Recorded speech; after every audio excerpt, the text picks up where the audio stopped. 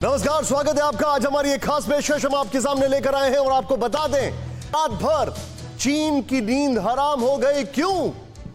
क्योंकि अब हम जो आपको दिखाने जा रहे हैं वो है भारत का दम। उस खौफनाक साइलेंट किलर प्रोजेक्ट की जिसकी आहट ने पूरी दुनिया के रक्षा विशेषज्ञों के माथे पर पसीना ला दिया है। यही तस्वीरें महज किसी वैज्ञानिक चमत्कार का हिस्सा नहीं है। जहां भारत ने दुनिया की पहली ऐसी इलेक्ट्रिक मोटर बना ली है जिसमें न चीन का कच्चा माल चाहिए और न ही कोई परमानेंट मैग्नेट। भारत ने हार्डवेयर का जवाब सॉफ्टवेयर से दिया है। भारत ने एक ऐसा बदला लिया है कि चीन यकीनन परेशान हो जाएगा और हैरान हो जाएगा, सर पकड़ के बैठ जाएगा। अब भारत ने चीन को मजा चखा दिया, ऐसा सबक दिया है कि चीन यकीनन घुटने टेकने पर मजबूर हो जाएगा। जी हां नाज़रीन, कल चीन भारत की बढ़ती ताकत को दरअसल चीन देख रहा है, महसूस कर रहा है, लेकिन भारत वैश्विक स्तर पर जिस तरह प्रासंगिक होता जा रहा है, यही बात अब चीन को खटक रही है। रजा रूमी साहब, आपने तो दिल्ली बाय हार्ट भी लिखी, लेकिन उसके बाद गुज़िश्ता 12-13 साल मोदी की जो राज रहा है वो तो कुछ और भारत की तस्वीर पेश करता है। क्योंकि हम सियासत, माशरत, आर्ट, उनकी फिल्म, कल्चर, सकाफत जहां देखें भारतीय हमें छाए हुए दिखाई देते हैं।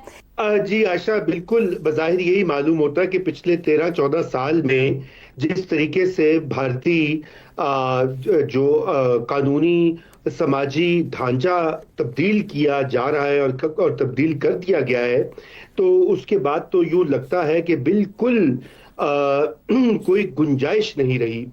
ये इतना मजबूत हो चुका है और बीजेपी ने इंप्लीमेंट की है कि अब यूं लगता है कि आने वाली दहाइयां जो हैं उसमें हिंदुस्तान का नक्शा ही बिल्कुल फर्क होगा। बहुत ही ज़्यादा स्पेशल और वेलकमिंग डेवलपमेंट सामने आई है, बिकॉज भारत ने दोस्तों अब ओपनली चाइना की जो रेयर अर्थ मेटल्स की मोनोपोली है उसे खुलेआम चैलेंज कर दिया है। और ये चैलेंज किया भी किसने है? हमारे भारत के एक छोटी सी स्टार्टअप कंपनी के द्वारा एक ऐसी इन्वेंशन को कर दिया गया है, एक ऐसी इलेक्ट्रिक मोटर को बना दिया गया है जिसमें कि उन्होंने रेयर अर्थ मेटल्स का बिल्कुल भी इस्तेमाल किया ही नहीं है।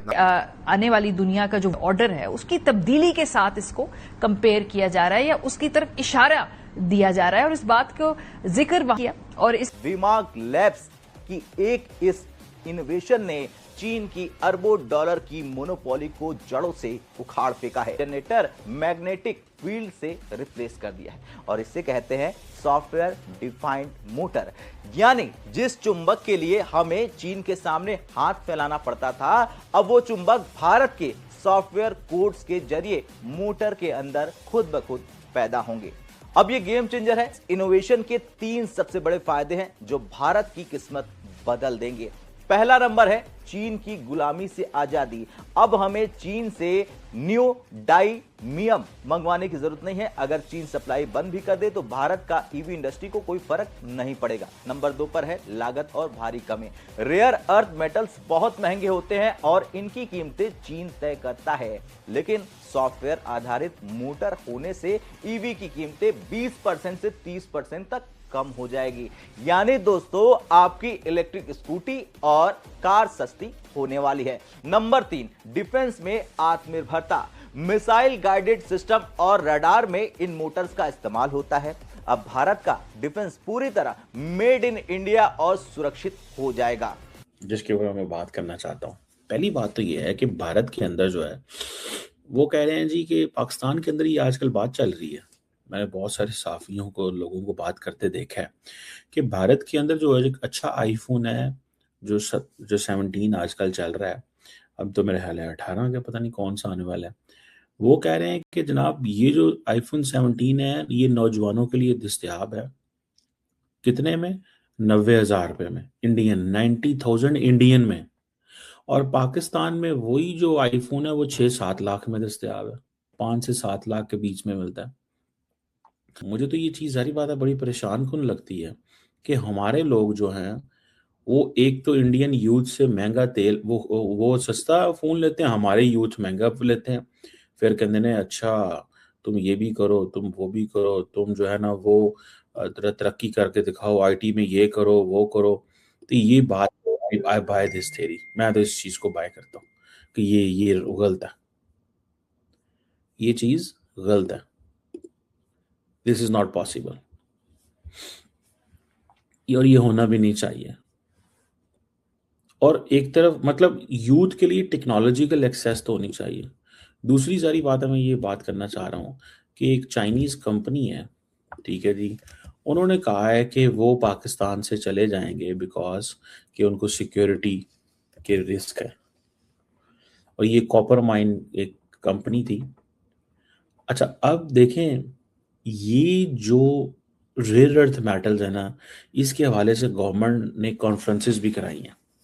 ये सैंदिक कॉपर गोल्ड माइन जो है बलूचिस्तान के अंदर है, ये एक चाइनीज कंपनी ने वार्न किया कि वो अपने ऑपरेशन सस्पेंड कर सकते हैं 1 महीने के अंदर, क्योंकि सिक्योरिटी सिचुएशन खराब हो रही है।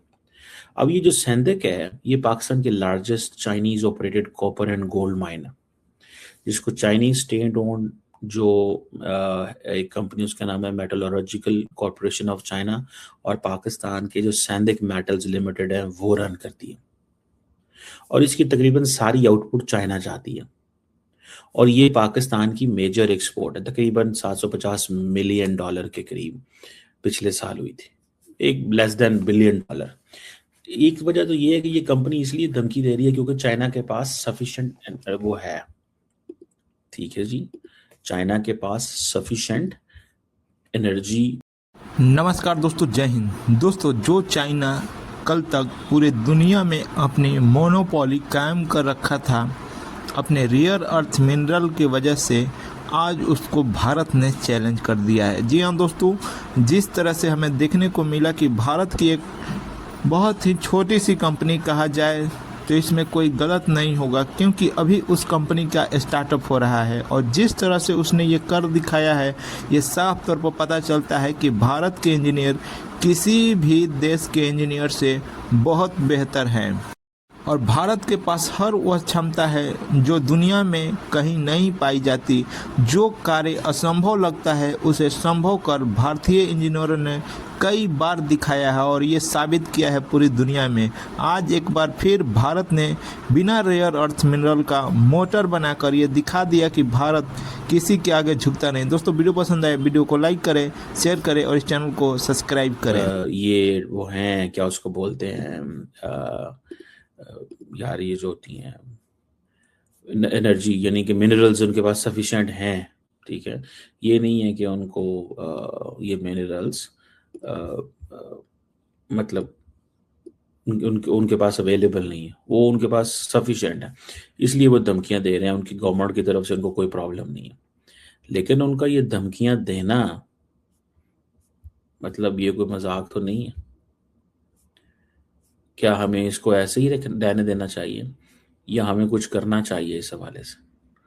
और अगर चाइनीज जारी बात है, ये इस तरह मिसट्रस्ट शो करते हैं तो चैलेंजेस तो बढ़ेंगे, क्योंकि चाइनीज तो हमारी मुश्किल दौर के हमारे साथी हैं। जब कोई पाकिस्तान में इन्वेस्टमेंट नहीं करना चाहता था तो चाइनीज इन्वेस्टमेंट करना चाहते थे।